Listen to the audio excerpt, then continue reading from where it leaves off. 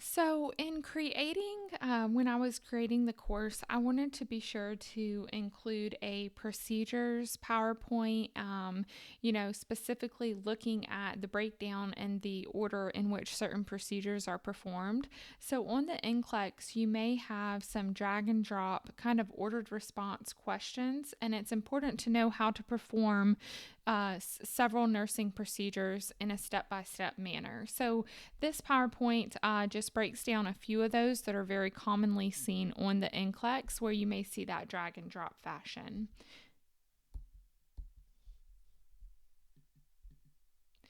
Okay, so the few that we're going to talk about are here. So we'll go through sputum collection, how to use a cane or a walker, crutches, going up and down the stairs with the crutches, donning and doffing PPE, sectioning a trach, all of those.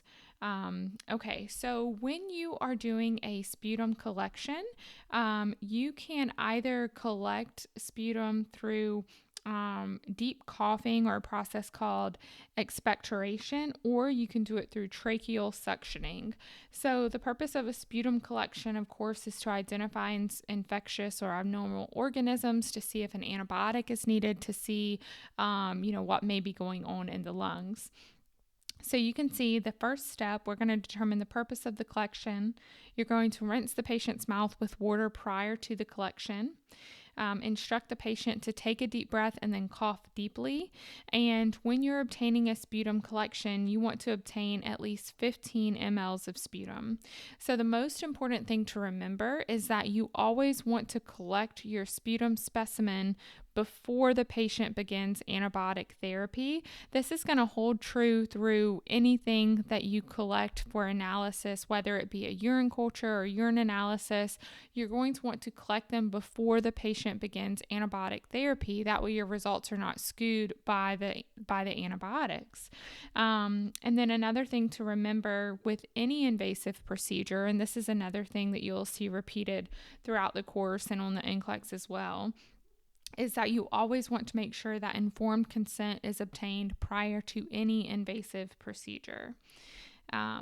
Okay, so how to use a cane or a walker. So when you're thinking about the use of a cane, just think that, remember that the cane height should be about the level of the patient's hip, and that would put your elbow kind of flexed at a 15 to 30 degree angle when they're holding the cane.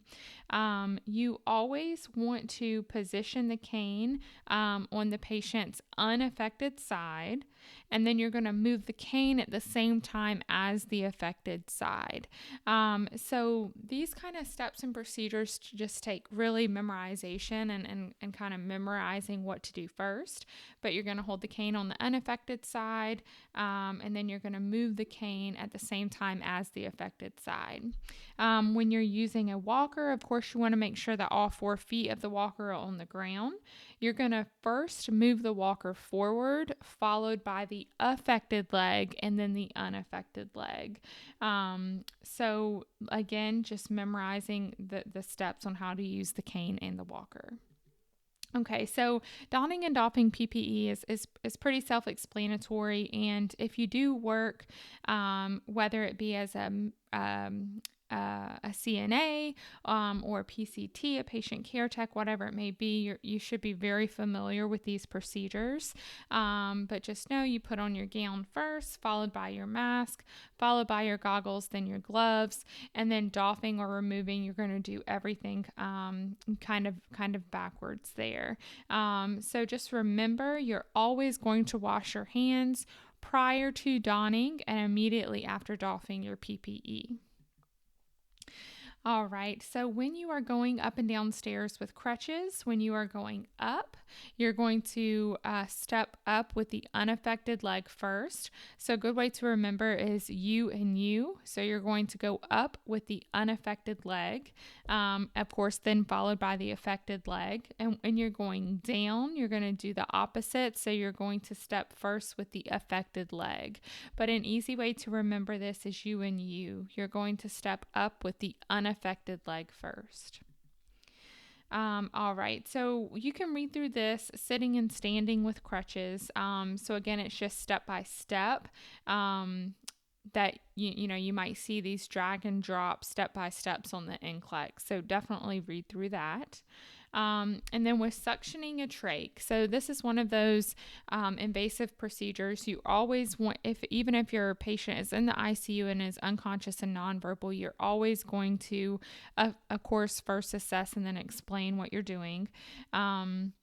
You're going to place the patient in an upright position, do your hand hygiene, place your PPE, prepare your suctioning equipment. You are going to, when you insert the suction catheter, you do not have oxygen on. You do not have suction applied. So you're going to insert it without suction. And then once that catheter is completely inserted, you're going to apply suction intermittently as you're removing the catheter. So it's important to kind of remember you never want to suction for longer than you can hold your own breath. So I know a lot of nurses who will literally hold their own breath while they're suctioning intermittently on the way out, just to make sure that they're not creating any hypoxia for the patient. So then, of course, you're going to hyperoxygenate the patient to make sure there's no hypoxia, and then assess oxygen saturation and listen to the lung sounds after. Okay, so those are just some of the step-by-step procedures that you may see on the NCLEX. We'll definitely touch on a few others as we go throughout other topics and sections within the course as a whole, but definitely know those step-by-step to have good preparation for the NCLEX.